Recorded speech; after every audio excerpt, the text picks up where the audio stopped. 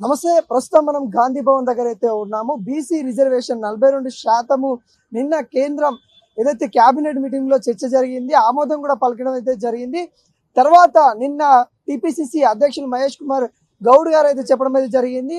ఈరోజు ఒక పండుగ వాతావరణము ఉండబోతా ఉంది, సెలబ్రేషన్ చేసుకోవాలి, ఇప్పుడు బోనాల జాతర కంటే ఎక్కువ కూడా సెలబ్రేషన్ చేసుకోవాలని మహేష్ కుమార్ గౌడ్ పిలుపునియడం జరిగింది. ఆ నేతృత్వంలో ఇలా చాలా హడావుడిగా గాంధీ భవన్ ఉంటుంది.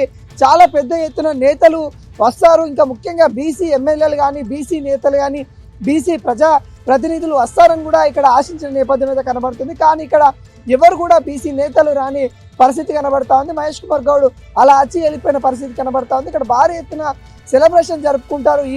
ఏదైతే ఏ రాష్ట్రంలో చేయని విధంగా ఇక్కడ బీసీలకి దాదాపుగా 42% రిజర్వేషన్ చేయడానికి క్యాబినెట్ ఆమోదం పొందిన తర్వాత సెలబ్రేషన్ అత్యధికంగా ఉంటుందని అనుకున్నాం. కాకుండా గాంధీ భవన్ కొంతవరకు నేతలతోనే, అంటే చిన్న స్థాయి నేతలతోనే, జనరల్ సెక్రటరీ లేకుంటే కార్పొరేట్ చైర్మన్లతోనే సెలబ్రేషన్ చేస్తున్న పరిస్థితి కనబడతా ఉంది. ఇక్కడ భారీ స్థాయిలో ఇక్కడ ఎవరు కూడా ఎమ్మెల్యేలు, బీసీ ఎమ్మెల్యేలు కూడా రాని పరిస్థితి కనబడతా ఉంది. ఇక్కడ ముఖ్యంగా బీసీ ఎమ్మెల్యేలు భారీ స్థాయిలో వస్తారు, బీసీ మంత్రులు వస్తారు. ఇక్కడ బీసీ మంత్రివర్గంతో సెలబ్రేషన్ భారీ స్థాయిలో ఉంటుందని కూడా ఆశించడం జరిగింది. కానీ ఇక్కడ కొంత మేరకు ఇక్కడ వీళ్ళు పబ్లిసిటీ చేసుకోవడంలో కానీ, లేకుంటే ప్రజల్లోకి తీసుకెళ్లడంలో కానీ కాంగ్రెస్ పార్టీ కొంత విఫలమైందని కూడా మనం చెప్పుకోవచ్చు. ఈరోజు గాంధీ భవన్ లో ఆరాటం ఏదైతే కొంత సందడి ఏదైతే తగ్గిందని కూడా చెప్పుకోవచ్చు. భారీ స్థాయిలో ఇక్కడ నిజంగా ఒక చారిత్రాత్మక నిర్ణయం తీసుకుంది ఇక్కడ కాంగ్రెస్ గవర్నమెంట్ అని కూడా చెప్పుకోవచ్చు.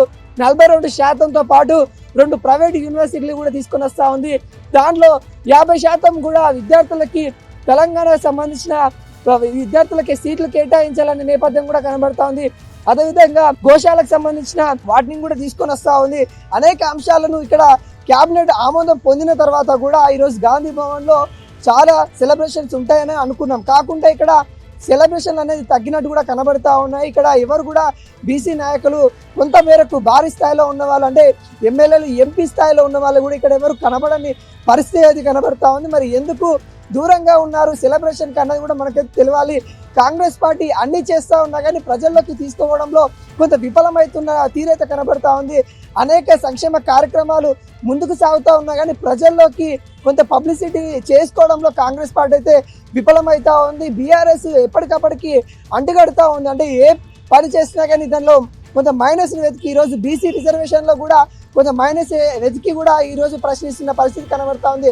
షెడ్యూల్ 9 ఏదైతే ఉంటుందో దానికి సంబంధించిన దాంట్లో చేర్చాలి, కేంద్ర గవర్నమెంట్ మీద ఒత్తిడి తీసుకొని రావాలి, అప్పుడే ఈ స్థానిక ఎన్నికలకు సంబంధించిన పూర్తి ప్రణాళిక సిద్ధం చేయాలని కూడా ఇప్పుడు బీఆర్ఎస్ తీసుకొస్తున్న పరిణామాలు కనబడతా ఉన్నాయి. అంటే కాంగ్రెస్ ప్రజల్లోకి కొంత తీసుకెళ్లడం కానీ, ప్రజల్లో ఉండడం కానీ కొంత విఫలమవుతున్న తీరైతే కనబడతా ఉంది. ఇక్కడికైతే గాంధీ భవన్కి అయితే ప్రస్తుతానికి బీసీ సంబంధించిన లీడర్లు భారీ స్థాయిలో ఉన్న వాళ్ళైతే ఎవరు రాని పరిస్థితి కనబడతా ఉంది.